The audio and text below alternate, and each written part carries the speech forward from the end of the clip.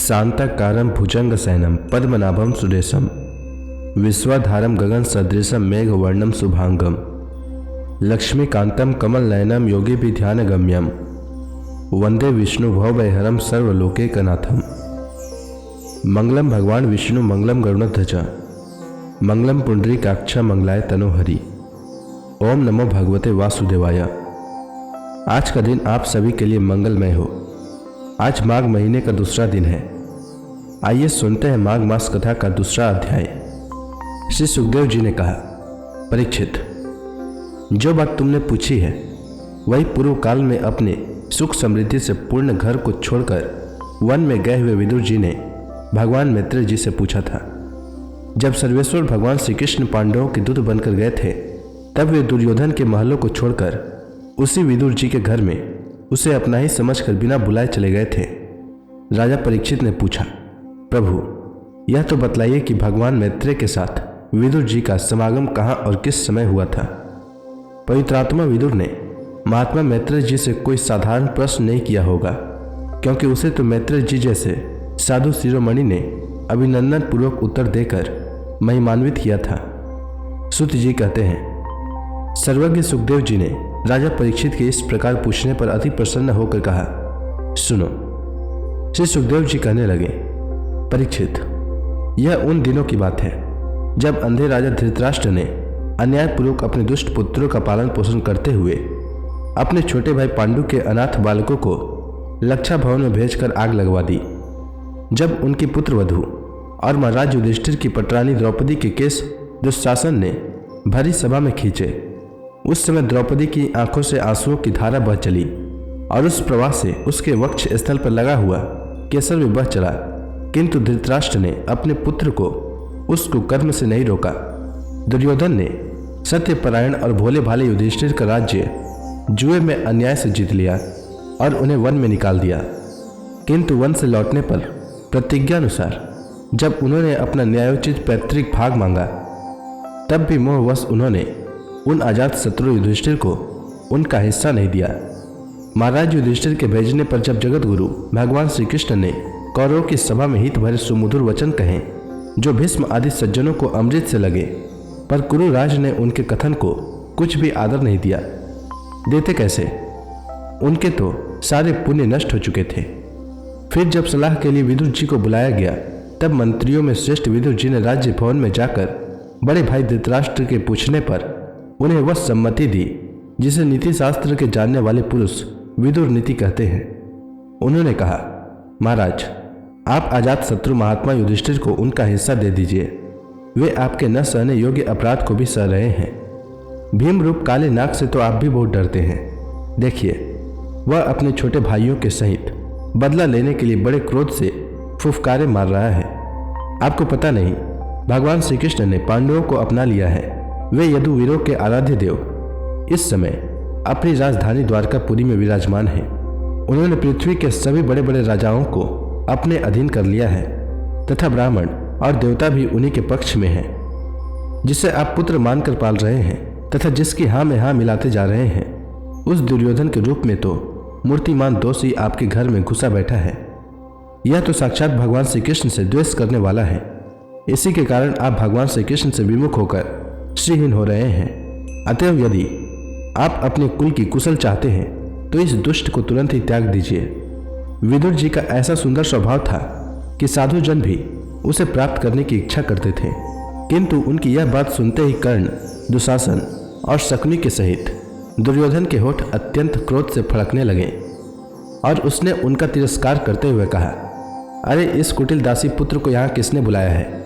यह जिनके टुकड़े खा खाकर जीता है, उन्हीं के प्रतिकूल होकर शत्रु का काम बनाना चाहता है। इसके प्राण तो मत लो, परंतु इसे हमारे नगर से तुरंत बाहर निकाल दो। भाई के सामने ही कानों में बाण के समान लगने वाले इन अत्यंत कठोर वचनों से मर्माहत होकर फिर विदुर जी ने कुछ बुरा न माना और भगवान की माया को प्रबल समझकर अपना धनुष राजद्वार पर रख वे हस्तिनापुर से चल दिए। कौरवों को विदुर जैसे महात्मा बड़े पुण्य से प्राप्त हुए थे। वे हस्तिनापुर से चलकर पुण्य करने की इच्छा से भूमंडल में तीर्थपात भगवान के क्षेत्रों में विचरने लगे, जहाँ श्रीहरि, ब्रह्मा, रुद्र, अनंत आदि अनेकों मूर्तियों के रूप में विराजमान हैं। जहाँ जहाँ भगवान की प्रतिमाओं से सुशोभित तीर्थ स्थान, नगर, पवित्र वन, पर्वत, निकुंज और निर्मल जल से भरे हुए नदी सरोवर आदि थे, उन सभी स्थानों में वे अकेले ही विचरते रहे। वे अवधूत वेश में स्वच्छंदता पूर्वक पृथ्वी पर विचरते थे, जिससे आत्मीय जन उन्हें पहचान न सके। वे शरीर को सजाते न थे, पवित्र और साधारण भोजन करते, शुद्ध वृत्ति से जीवन निर्वाह करते, प्रत्येक तीर्थ में स्नान करते, जमीन पर सोते और भगवान को प्रसन्न करने वाले व्रतों का पालन करते रहते थे।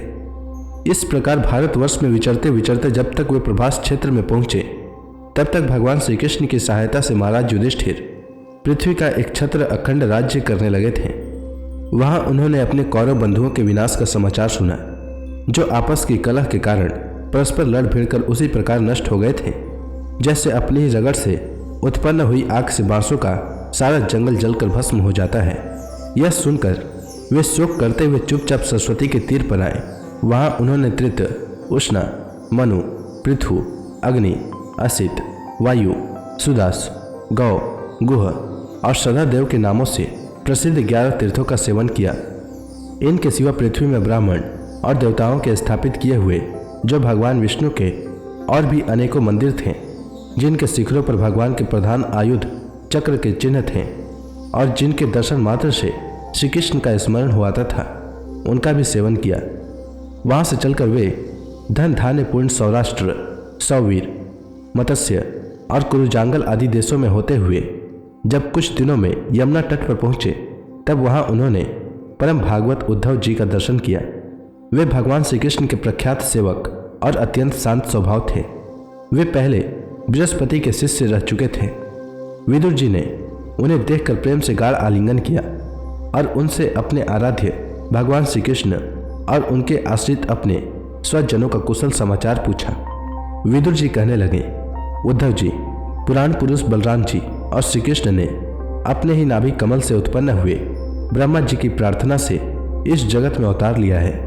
वे पृथ्वी का भार उतारकर सबको आनंद देते हुए अब श्री वासुदेव जी के घर कुशल से रह रहे हैं ना।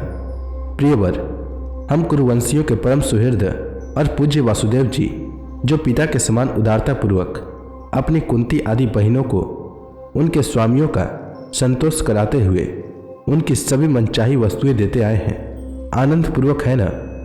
प्यारे उद्धव जी, यादवों के सेनापति वीरवर प्रद्युम्न जी तो प्रसन्न है ना। महाराज युधिष्ठिर अपने अर्जुन और श्री कृष्ण रूप दोनों भुजाओं की सहायता से धर्म मर्यादा का न्यायपूर्वक पालन करते हैं ना। मैदानों की बनाई हुई सभा में इनके राजवैभव और दबदबे को देखकर दुर्योधन को बड़ा डाह हुआ था। अपराधियों के प्रति अत्यंत असहिष्णु भीमसेन ने सर्प के समान दीर्घकालीन क्रोध को छोड़ दिया है क्या। जब वे गदा युद्ध में तरह तरह के पैतरे बदलते थे, तब उनके पैरों की धमक से धरती डोलने लगती थी। जिनके बाणों के जाल से छिपकर किरात वेशधारी अतएव किसी की पहचान में न आने वाले भगवान शंकर प्रसन्न हो गए थे, वे रथी और युद्धपतियों का सुयश बढ़ाने वाले गांडीधारी अर्जुन तो प्रसन्न है ना। अब तो उनके सभी शत्रु शांत हो चुके होंगे। पलक जिस प्रकार नेत्रों की रक्षा करते हैं, उसी प्रकार कुंती के पुत्र युधिष्ठिर आदि जिनकी सर्वदा संभाल रखते हैं, और कुंती ने ही जिनका लालन पालन किया है, वे माद्री के यमज पुत्र नकुल सदैव कुशल से तो है ना। उन्होंने युद्ध में शत्रु से अपना राज्य उसी प्रकार छीन लिया जैसे 2 गरुड़ इंद्र के मुख से अमृत निकाल लाए। सौम्य स्वभाव उद्धव जी, मुझे तो अधः पतन की ओर जाने वाले उन धृतराष्ट्र के लिए बार बार शोक होता है, जिन्होंने पांडवों के रूप में अपने परलोकवासी भाई पांडु से ही द्रोह किया तथा अपने पुत्रों की हाँ में हाँ मिलाकर अपने हित चिंतक मुझको भी नगर से निकलवा दिया। किंतु भाई, मुझे इसका कुछ भी खेद अथवा आश्चर्य नहीं है। जगत विधाता भगवान श्री कृष्ण ही मनुष्यों की सी लीलाएं करके लोगों की मनोवृत्तियों को भ्रमित कर देते हैं। मैं तो उन्हीं की कृपा से उनकी महिमा को देखता हुआ दूसरों की दृष्टि से दूर रहकर सानंद विचर रहा हूँ। यद्यपि कौरवों ने उनके बहुत से अपराध किए, फिर भी भगवान ने उनकी इसीलिए उपेक्षा कर दी थी कि वे उनके साथ उन दुष्ट राजाओं को भी मारकर अपने शरणागतों का दुख दूर करना चाहते थे, जो धन, विद्या और जाति के मत से अंधे होकर कुमार्गामी हो गए थे और बार बार अपनी सेनाओं से पृथ्वी को कपा रहे थे। उद्धव जी, भगवान श्री कृष्ण जन्म और कर्म से रहित हैं, फिर भी दुष्टों का नाश करने के लिए और लोगों को अपनी ओर आकर्षित करने के लिए उनके दिव्य जन्म कर्म हुआ करते हैं। नहीं तो भगवान की तो बात ही क्या, दूसरे जो लोग गुणों से पार हो गए हैं उनमें भी ऐसा कौन है जो इस कर्माधीन देह के बंधन में पड़ना चाहेगा। अतः मित्र, जिन्होंने अजन्मा होकर भी अपनी शरण में आए हुए समस्त लोकपाल और आज्ञाकारी भक्तों का प्रिय करने के लिए यदु कुल में जन्म लिया है, उन पवित्र कीर्ति श्री हरि की बातें सुनाओ। तो इसी के साथ यह अध्याय समाप्त हुआ। इसके आगे की कथा मैं कल के अध्याय में सुनाऊंगा। तब तक के लिए भगवान हरि का नाम लेते रहें। तो प्रेम से बोलिए भगवान विष्णु की जय, श्री कृष्ण भगवान की जय, लक्ष्मी माता की जय, तुलसी माता की जय, समस्त देवी देवताओं की जय।